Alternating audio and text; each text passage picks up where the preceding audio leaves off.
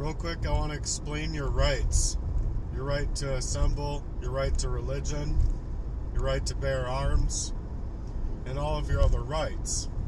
If one of those rights is not being protected, you don't have any rights. The reason is because the founding fathers created those rights based on inalienable rights, not rights that are given to you by mankind.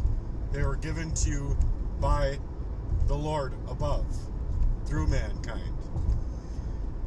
So man is trying to prevent people from having their rights to then give you privileges. When you don't have one of those rights, your right to bear arms, for an example, is tied to your right to freedom of speech and your right to freedom of expression. If you can't have that freedom of expression and your freedom of speech, you don't have your right to bear arms, and vice versa, and any other right in the 14 Amendments or in your Bill of Rights. If you don't have any of those things being protected on one single place, you don't have any of it. It washes the whole idea away. So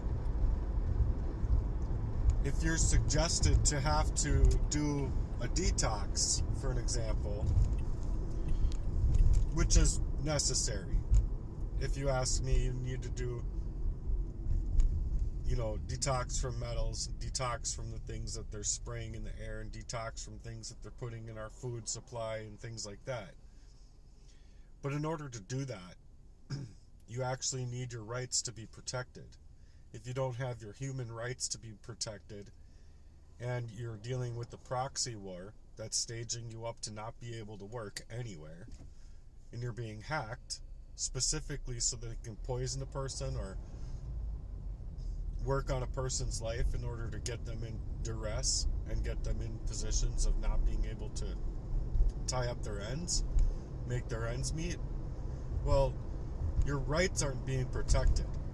You have human rights that are going amiss, and then on top of it, the people that are supposed to be protecting you and your rights are letting these things go wash as well.